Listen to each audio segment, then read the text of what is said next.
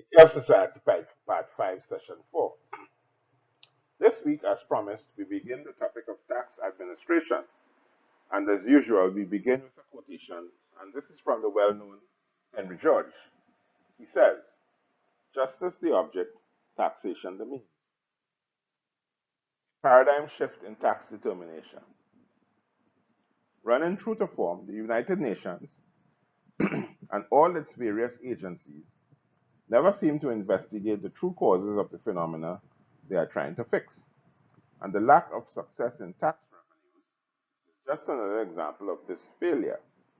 In this session, we will again look at the taxable capacity of land as being the best of the factors of production for such a purpose and show how taxation here could be best determined with the least deleterious effect on the community. The economic definition of land is the entire material universe, less human beings and their produce, all natural materials and resources, the airwaves, the water, and the ground itself all constitute land. Anything that nature freely supplies and not produced by man is properly categorized as land. It holds an unseen but pivotal and unique position in environmental, economic, and social theory. It is at the center of human institutions and culture, and not unimportantly, it supports our life. Human beings must use land always, and though it is freely supplied by nature, all men do not have free access to it. It is Providence's gift to man, and there is no cost to produce it, and herein lies its uniqueness. Its supply is fixed, and it is immobile, and to produce any good or service, it is essentially required directly or indirectly. It is the most basic platform and source of all wealth. Because ownership of land is an accepted facet of modern Western civilization, land rent or price is a demand made of landlords to tenants or prospective owners. Land rent is the amount demanded annually from tenants for exclusive use of sites of a specific location, size, or natural resource. It is essentially the returns that are possible to the land factor. Likewise, the returns to labor and capital are wages and interest, respectively. That landlords collect the rental or market values does not negate the fact that the value of land was created by the community through population growth, perception, and patronage. This is the main rationale for a site value tax. The current global view is that rental or market value of land occupies an insignificant or unimportant aspect of economic activity. But as we all know, land in city centers or suburbs can be extremely expensive and would force persons to go far away from these parts to less expensive areas. Land values are the preeminent force that determines the wealth or poverty of persons in a community. In many developed countries, land values could represent up to 45% of the gross annual product. Rental or market value of land is solely based on the demand for it. Because the supply is fixed, changes to its value will not create an increase or decrease in it. This is not the case with labor or capital. When there is a greater demand for products or services, more labor and capital will become available, and all prices will rise. Labor, capital, products, and services. Land values will also rise, but will not fall as rapidly as would be the case with labor and capital when demand for goods and services fall. This disparity in the rate of fall between land on the one hand and labor and capital on the other is the main reason for business recession and depression. Because land is the platform upon which all wealth is produced, it provides the most transparent, effective, efficient, accountable, and neutral medium upon which to assess the tax. communal due, and this tax would be based on the taxable capacity or market value of the site. This form of taxation is the only form that, when applied, has no negative impact on the productive potential of the occupier of the site, but would encourage its productive use. When a community captures tax in this way as public revenue, equity, the level playing field, is established here. In normal circumstances, land values captured as public revenue should be sufficient to meet all public expenditures, and there should be no need to impose taxes on incomes, wages, sales, ad valorems, buildings, machinery, or industry. There will be a transition period where some taxes will continue to be applied to labor, capital, goods and services, but this need not be too a long period if there is a strong commitment to SVT. Rental value, market value, and land tax. In this section, we will give a few definitions in the first instance to ensure clarity. The rental value of land is the annual amount demanded of tenants who wish to have exclusive use of it for a period. A land tax is a tax on a portion of the rental value demanded and claimed by the community. The capitalization rate is a rate of return determined by the market that leads investors to invest in the utilization of land. This decision to invest takes into account the possible risks and benefits to be derived. The land market value is defined as the land rental value minus the land tax divided by a capitalization rate, or land market value equals land rental value minus land tax, all divided by capitalization rate. Land rental value equals market value times capitalization rate plus land taxes. To bring context to these definitions, let us assume that a piece of residential land can fetch a rental value of $2,000. The land tax is $400, and the capitalization rate is 6%. Then, land market value equals land rental value minus land taxes, all divided by capitalization rate. Land market value equals 2,000 minus 400 divided by 6%, which equals $26,666.67. Please note here that the land tax communal due is $400. The community only takes $400 of the market value that it has created. The rest of the market value stays in private hands.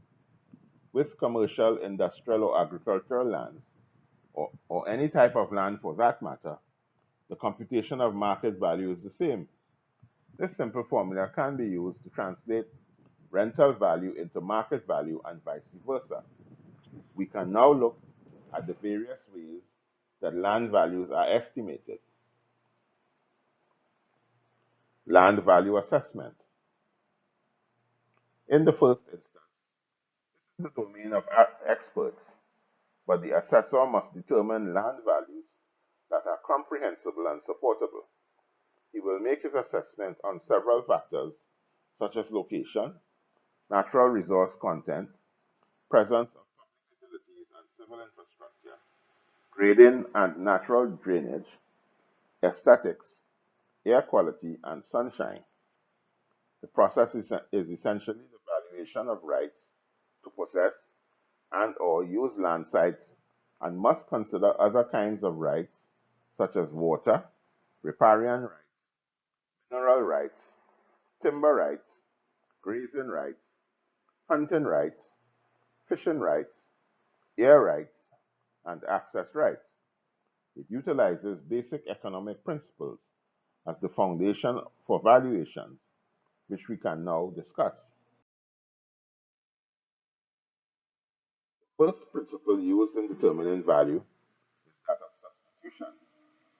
Simply put, the value of a piece of land will tend to be set by the price that a buyer would pay for a similarly desired substitute property if the length and cost of the transaction would be the same. The second principle is one of supply and demand. Simply, if demand for a site and supply remains fixed, the value of the site would increase. Similarly, if demand decreases, the value of the site would also decrease. The third principle is one of anticipation.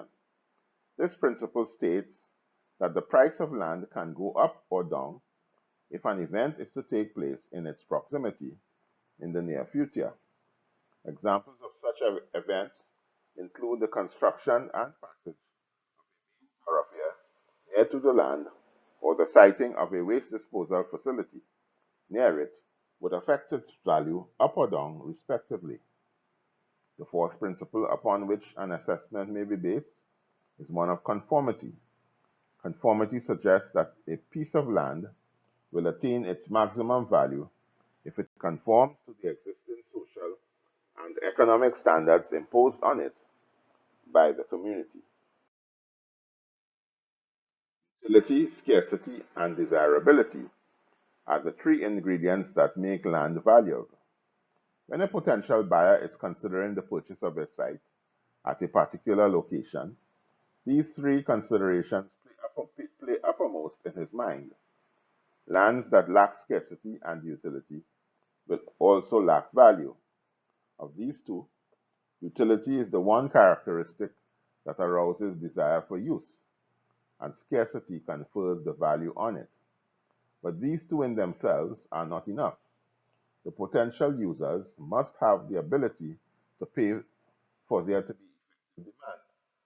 When there is business recession or depression or collapse in the housing market, this is the unseen cause of these, the absence of effective demand. Let's stop here for the moment because you have had a lot to digest in this session thus far. What are your comments and questions?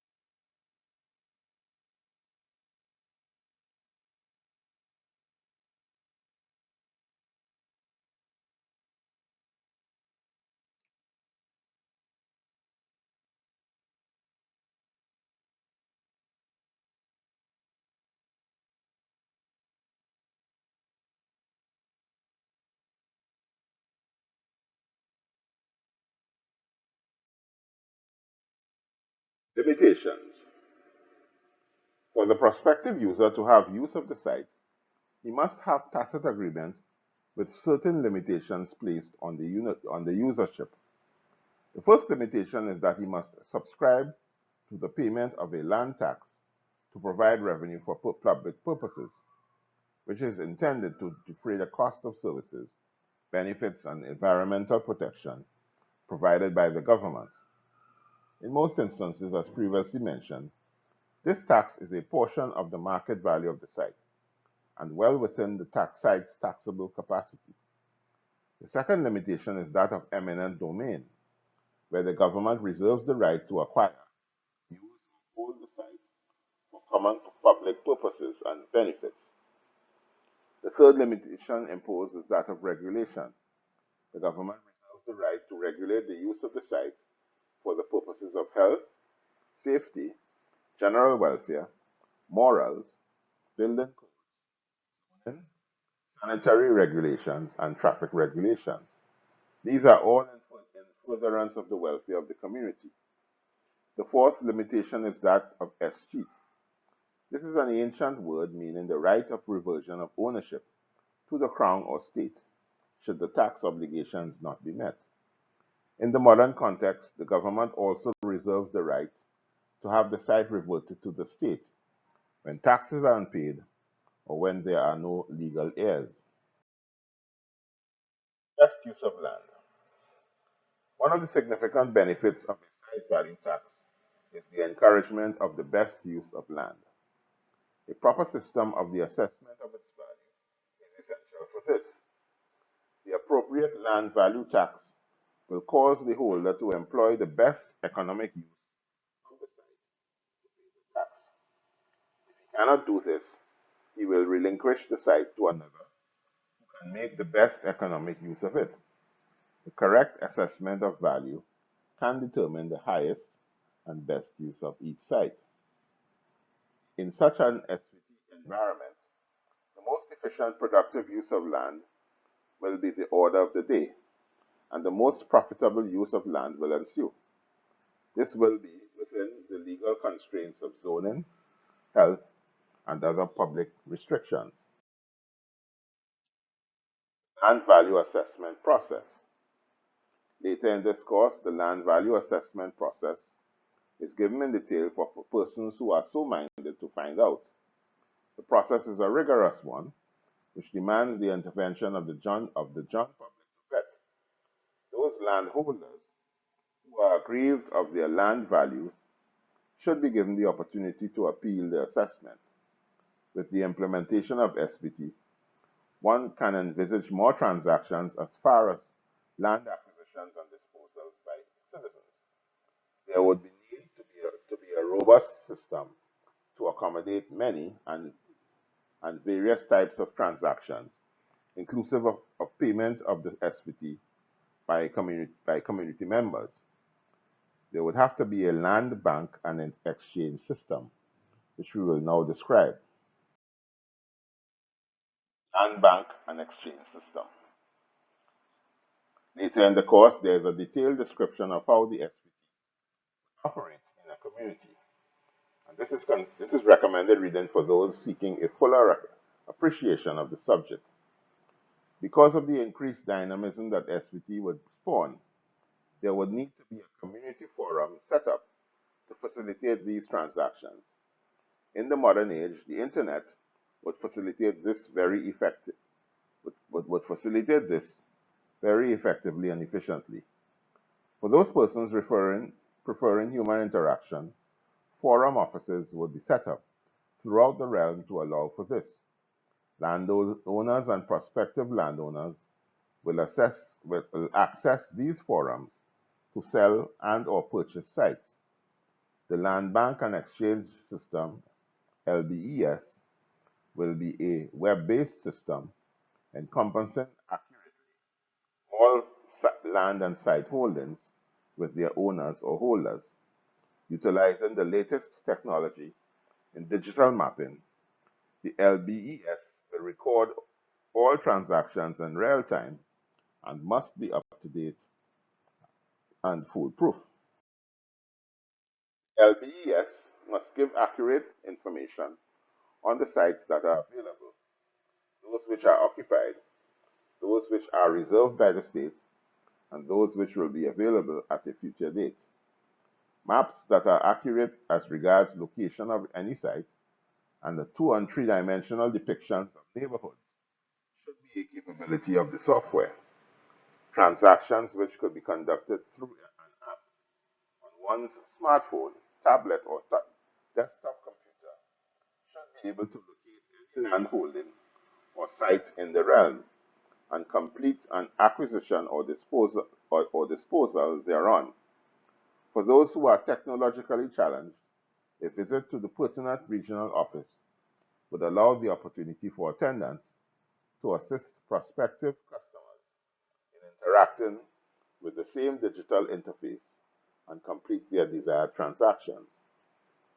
As stated before, the system must be impervious to fraud and manipulation and must record and save transactions in real time because the service will be on a first come, first served basis. It must generate physical receipts for transactions and distribute to all parties concerned. One may ask, how would this new system affect the current system of land transactions, where ownership, title, and any encumbrances must be sorted out before any transfer is allowed? The answer is that the system will supersede the old conveyancing system, in that what would now become important is the payment of the site value tax. While the old system will not be abolished, the more important issue will be the payment of the SVT to ensure occupancy. What SVT would bring about is much less disputes and litigation with land transactions. The mere availability of more sites for occupancy at lower prices, even at desirable locations, would allow prospectors to be much less disappointed if they can't acquire the desired location as other desirable ones become available. Landowners would have the option of selling their lands to the LBES. They would only be paid when they are purchased, and they would not be able to regain the site under a stipulated time. If they do not dispose of the site, they would be obligated to meet the SVT. Suspension of payment would only occur if they are granted planning permission to develop, but this would be for a stipulated period, and the foregone SVT would have to, would have to be repaid, prorated over time. No doubt that this innovation in tax administration would have a most significant positive impact on the community. The LBES, designed to be very robust and tamper-proof, would be the central database for all lands, taxes, and national physical development matters. Because thousands of interactions and transactions are anticipated, the technology and software must have the ability to respond satisfactorily. Significant funding may be necessary, but the benefits would outweigh the expense. Certainly, the ability of the LBES to accept online payments of the SVT would be a great convenience for the taxpayer, as well as a great economy for the inland revenue, in not having to provide staff and infrastructure for this purpose. So, to summarize the benefits to be had with the LBES, it would do it would allow for the following. One, inclusion of all site and land holdings, both in and out of use, and those sites that are underutilized. Two, allow community members to identify and inquire into sites that are for sale, not in use, or underutilized. Three, allow for the sale of sites to the LBES, the seller not being eligible for reacquisition for a specific time period. Four, allow for the payment of the annual SVT dues in installments if necessary, and inquire into arrears as well. With any land transfer transaction, the obligation to pay the SVT, including arrears, will be the only qualifying criteria. Gone would be the days when a land transfer must take a minimum of 90 days, as new site holders show their ability to meet the SVT and can then get on with the business of developing the sites. Much to chew on all of Much to chew on with all this. What are our questions and comments? Site value taxation, the perceived cons. Over the years, there has been many perceived disadvantages listed about site value taxation, which would render the policy unimplementable. The most popular disadvantages are listed as follows. One, the poor widow would pay as much as her wage-earning neighbors. 2. Rising land values would force people to move from certain areas. 3. SVT would lead to overdevelopment and loss of amenities. 4. Planners could increase site values artificially by rezoning. 5. It is unjust to tax in accordance with site value because it is potential values that are being taxed. 6. It would be difficult to establish the value of many sites. 7. SVT would not raise sufficient revenue. 8. SVT would translate into higher rents and widespread price increases. These perceptions would each now be dealt with in turn. The poor widow objection could indeed be raised for many taxes now existing, such as taxes on pension, value-added tax, sales tax, customs duties, etc. Many such persons or non-profit organizations occupy such valuable sites and would likewise require considerations. Those organizations include religious bodies, NGOs, and other charities. Treatment of the poor widow or pensioner can include either A. Relocation of the widow or pensioner to an exclusive accommodation that is better than or at least equal to the existing, where the appropriate daycare, recreation, and living conditions are available for the incumbents, or B. The families of these senior citizens can take over the management of these valuable properties, these valuable sites, and ensure that the tax is paid and the occupants satisfactorily cared for. Or C. Deferment of the payment of the SPT until the occupant has passed on, with the accumulated taxes and interest be paid by the estate of the person or his heirs. Of the three, the first option is the most desirable because it could treat with a pressing social issue, which is the acceptable care of senior citizens. What do we think of this?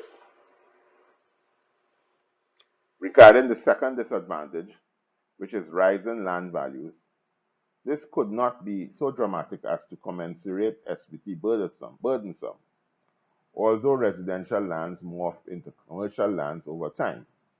This would hardly inconvenience residents with burdensome taxes, because SVT is a dynamic regime allowing residents to move to sites that meet their requirements, both aesthetically and economically. The increase in site values would benefit the community through the SVT, so the question of burdens would not arise. The third perceived disadvantage about the fear of overdevelopment and loss of amenities suggests that the community would be subjected to greater commercial construction, such as a proliferation of office blocks. This fear is unfounded because of the preeminence of planning regulations that would preclude this. These planning regulations would invariably align with site values and what what could be realized, and these would be annually appraised. Fourth disadvantage is the view that planners would increase site values artificially by rezoning. This is erroneous because planners usually enter the picture after the fact. Zoning or rezoning usually occur after the sites begin to exhibit a latent value that is higher than the current listed value. What SVT would mitigate is the possibility of landowners benefiting from any increases in land value that rezoning may bring about. The fifth perceived disadvantage is that SVT would be applied in relation to potential values rather than actual site values. The main premise of SVT is that it is applying taxes in accordance with taxable capacity or values that could be realized. For instance, zoning restrictions which prescribe agriculture, industrial activity, commercial activity, residential and recreational activity will only be taxed in accordance with these usages and not otherwise. Activities that are out of sync with the zoning permissions will be taxed at the higher valued rate to encourage users to locate themselves in the permitted zones. As the zoning exercise will now be an annual one, development and redevelopment will not be stymied as public policy keeps in step with the development desires of the community. Let's stop here for today, and we have been given a lot to chew on and digest. What do we make of all of this, though? Next week, we will continue our discussion on this new subject, tax administration. Before we end, I would like to again let you attendees know sustainable development is an educational offering devoted to the dissemination of its course to all of mankind and to those who have the English language as their official language in the first instance, and to all eventually all over the world. We have in fact been sending this course all over the English-speaking world with very favorable responses. To continue to make this possible, and because we do not charge a fee for this dissemination, we rely wholeheartedly on monetary donations to meet the cost of achieving these goals. If you have found these sessions useful thus far and would like others to have access to them, we would gratefully accept your donations should you be inclined to offer them. You can send donations to our PayPal account at the email address notebroker2001@yahoo.com. Thank you for your kind gesture. As indicated before, you can communicate with us by going to our Facebook page on sustainable development or our YouTube channel, Balancing the Economy. We'll respond to all your comments or questions. You can also subscribe to our YouTube channel and press the alert button to get notices that our latest session has been posted. All sessions are archived at our Facebook page. Please share with your family, friends, and acquaintances.